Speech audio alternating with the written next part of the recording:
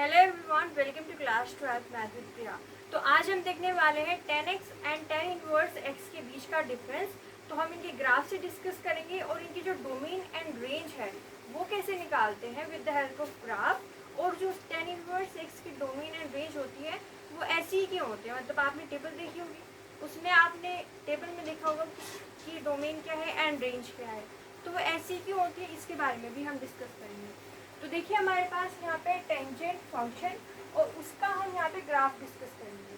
ये कैसे बनता है, तो आपको बनानी है एक्स एक्सिस, ये हो गई हमारे पास एक्स एक्सिस और ये हो गई हमारे पास वाई एक्सिस। ठीक है, अब हम वैल्यू पुट करके उसको ग्राफ में प्लॉट करेंगे। तो आपको पता है कि tan 0 क्या होता है, 0। तो यहाँ पे हमें एक पॉइंट मिलेगा, ये हो गया एक पॉइंट। इसके बाद में आपको पता है कि अगर tan π/2 लिखा हुआ हो तो वो तो अनडिफाइंड होता है, यानी कि tan π/2 पे हमें अनडिफाइंड वैल्यू मिलती है।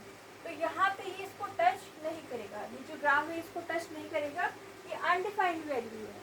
और ये इसके बीच में वैल्यू कैसी होती है, ये इंक्रीज होती है कि डिक्रीज होती है।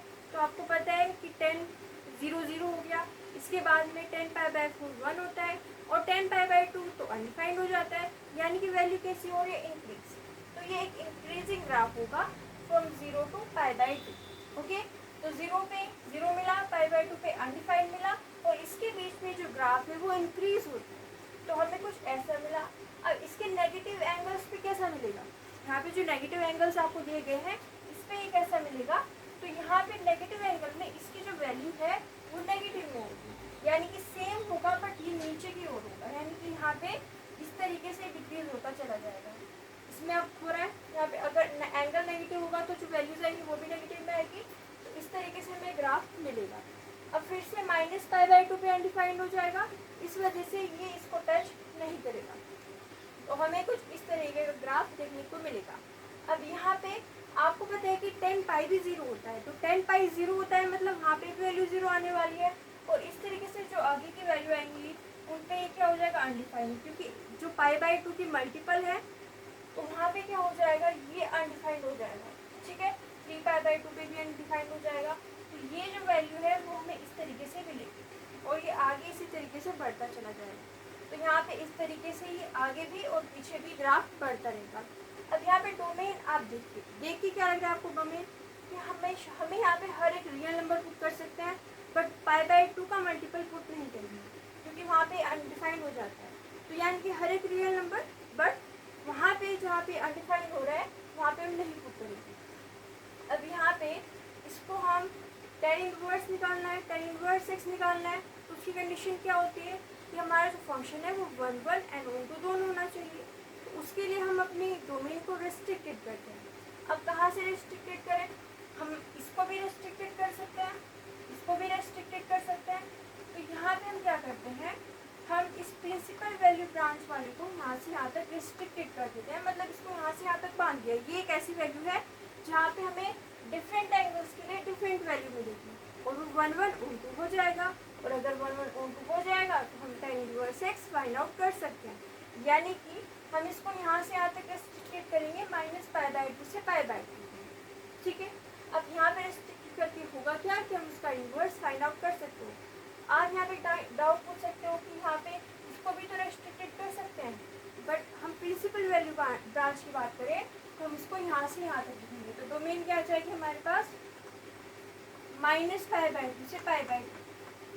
ओके, बट इम्पोर्टेंट बात ये है कि इसमें बिग ब्रैकेट नहीं होता है, स्क्वायर ब्रैकेट नहीं होता है, यहाँ पे स्मॉल ब्रैकेट आता है।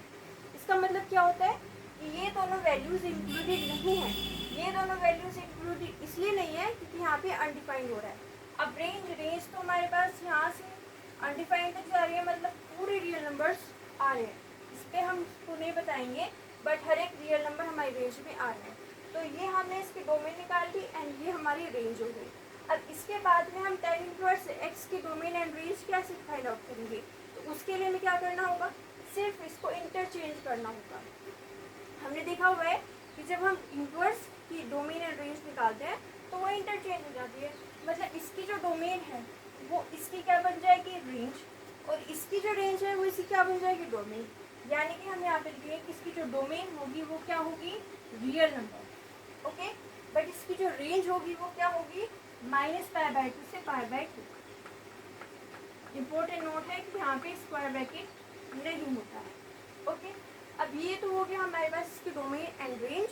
अब ग्राफ कैसे फाइंड आउट करें, तो ग्राफ के लिए यहाँ पे देखिए ये जो हमारे पास ग्राफ है ना 10x का, इसमें अगर हम एक्स वाई एक्सिस को इंटरचेंज कर दें तो हमें ग्राफ मिल जाएगा tan इनवर्स x का। अब कैसे देखिए यहाँ पे x एक्सिस जो है वो y एक्सिस बन जाएगी और जो आपकी y एक्सिस है वो क्या बन जाएगी, x एक्सिस।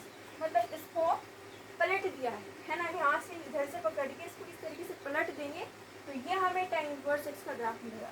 आप देखो कि ये जो हमारे पास वर्टिकल यहाँ पे दिख रहा था वो हॉरिजॉन्टली दिख रहा है, मतलब x y में और y x में इंटरचेंज हो चुका है। तो इस तरीके से आप इसका क्या बना सकते हो, ग्राफ बना सकते हो। तो ये है हमारे पास tan इनवर्स x का ग्राफ और ये हो गया tan x का ग्राफ। तो फिर से डोमेन एंड रेंज हमने कैसे निकाली, हमने ग्राफ से निकाली। ग्राफ से कैसे निकाली, पहले ग्राफ ड्रॉ किया जो भी वैल्यूज है उनके अनुसार, और डोमेन हमने निकाली -π/2 से π/2। ये प्रिंसिपल वैल्यू ब्रांच में होती है। और रेंज कितनी आई हमारे पास, रियल नंबर। अब हमने इनको इंटरचेंज कर दिया तो डोमेन tan इनवर्स x की आई रियल नंबर और रेंज की आई -π/2 से π/2। तो ये हो गया हमारे पास इसका ग्राफ एंड इसकी डोमेन एंड रेंज। अगर आपको वीडियो अच्छी लगी है तो लाइक कीजिए, शेयर कीजिए, हमारे चैनल को सब्सक्राइब कीजिए। Thank you so much for watching.